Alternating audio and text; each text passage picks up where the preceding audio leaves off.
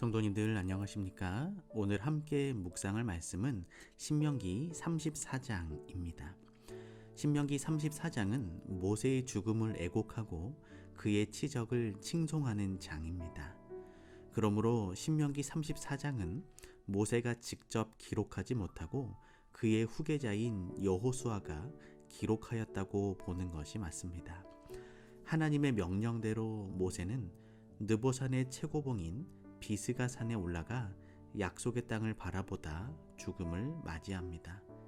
그의 시체는 모압의 골짜기에 장사되었으나 그의 묻힌 곳을 아는 자가 없다는 것은 그가 부활하여 승천하였음을 말해주고 있습니다.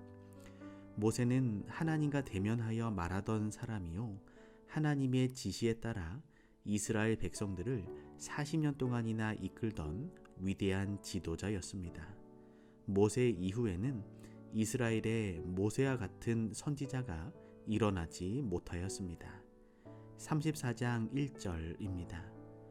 모세가 모압 평지에서 느보산에 올라 여리고 맞은편 비스가산 꼭대기에 이르매 여호와께서 길르앗 온 땅을 단까지 보이시고 아바림산의 여러 봉우리 중 일부가 느보산이고 느보산의 최고봉이 비스가산입니다.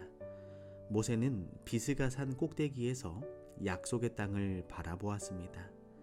40년 동안이나 그가 인도했던 이스라엘 백성과 함께 가나안 땅에 들어가는 것이 그의 소원이었지만 그의 임무는 모압 평지까지였습니다.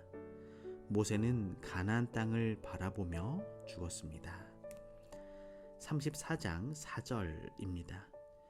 여호와께서 그에게 이르시되 이는 내가 아브라함과 이삭과 야곱에게 맹세하여 그 후손에게 주리라 한 땅이라. 내가 내 눈으로 보게 하였거니와 너는 그리로 건너가지 못하리라 하시매. 모세는 외롭게 홀로 비스가산 정상에 섰습니다. 그의 어린 시절이 주마등처럼 그의 마음에 스쳐 갔을 것입니다. 어머니 요게벳에게서 배웠던 성경 말씀들과 그의 사명들이 그의 일생을 인도하였습니다. 애굽 궁전의 화려한 생활들, 그가 바로의 자리를 이어받기를 바랐던 수많은 사람의 기대를 저버리고 하나님 편에 섰던 괴로웠지만 아름다운 순간들, 미디안에서 양을 치며 자기를 죽이던 40년의 세월, 그리고 바로 앞에 섰던 일들과 출애굽의 대장정을 회상했을 것입니다. 광야에서의 40년은 회한의 세월이었습니다.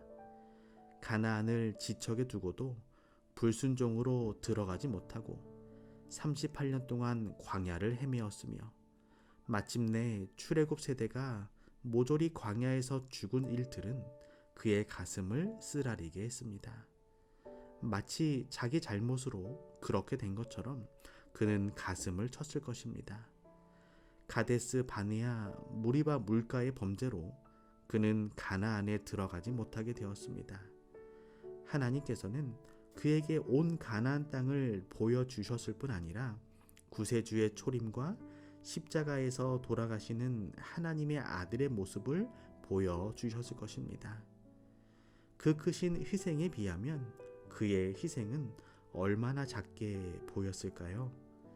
그리고 마침내 죄악의 역사가 끝나고 그리스도께서 재림하시며 새 하늘과 새 땅이 펼쳐지는 모습을 바라보며 모세는 얼마나 감격했을까요? 모세는 그의 죽음까지도 하나님의 말씀에 순종했습니다. 오늘 우리 인생의 기쁨과 슬픔 가운데 함께 하시는 하나님을 생각하시고 모세처럼 우리 인생의 끝까지 하나님께 순종하는 백성들 되기를 소망합니다.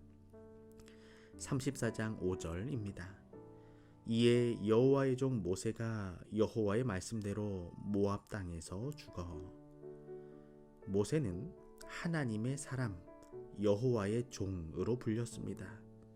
둘 다 최고로 영예로운 이름입니다. 사도 바울은 모세가 하나님의 온 집에서 사환으로 충성하였다고 말하고 있습니다. 히브리서에서 사환으로 번역된 단어는 테라폰인데 오늘날 사용되고 있는 영어 단어 테라피는 환자의 침상 곁에서 의사가 행하는 것과 같은 동정적이고 성실한 봉사를 나타냅니다. 오늘 우리 모두가 하나님의 사람, 여호와의 종, 모든 사람들에게 동정심을 가진 그리스도인 되기를 소망합니다. 또한 우리 모두가 하나님의 사람, 여호와의 종으로 불리게 되기를 소망합니다. 34장 7절입니다. 모세의 죽을 때 나이 120세나 그 눈이 흐리지 아니하였고 기력이 쇠하지 아니하였더라.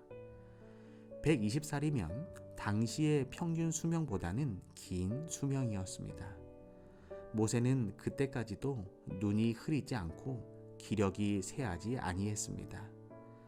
하나님께 전적으로 헌신한 생애가 과도한 책임에도 불구하고 그를 쇠하게 만들지 않았던 것입니다.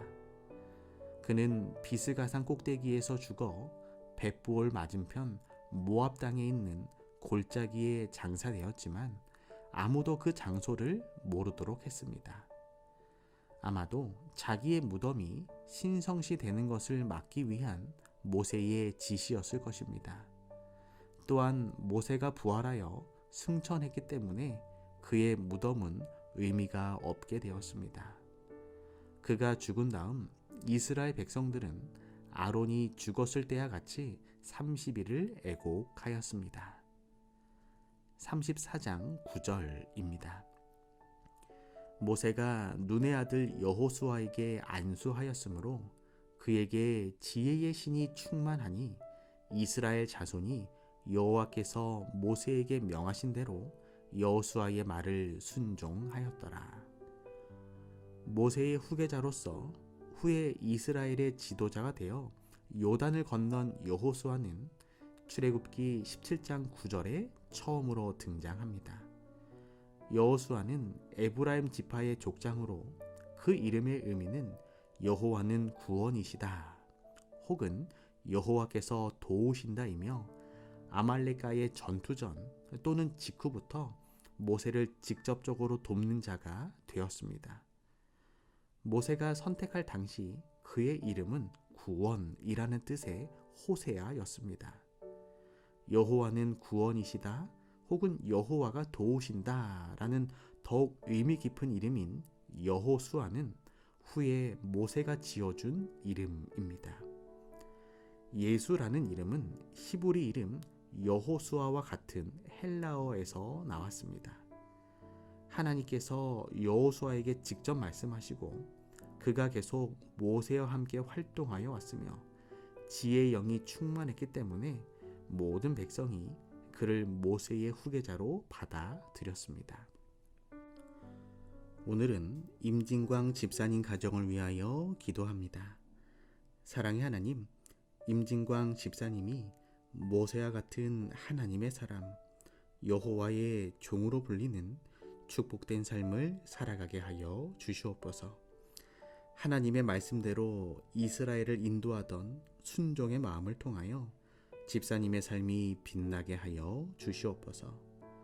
장옥조 집사님과 임서로, 임유로, 임리노 모든 가족들의 삶이 하나님의 거룩한 말씀 가운데 거하며 늘 성령의 인도하심을 받는 귀한 삶이 되게 하여 주시고 하늘을 바라보는 믿음의 삶이 되게 하여 주시옵소서.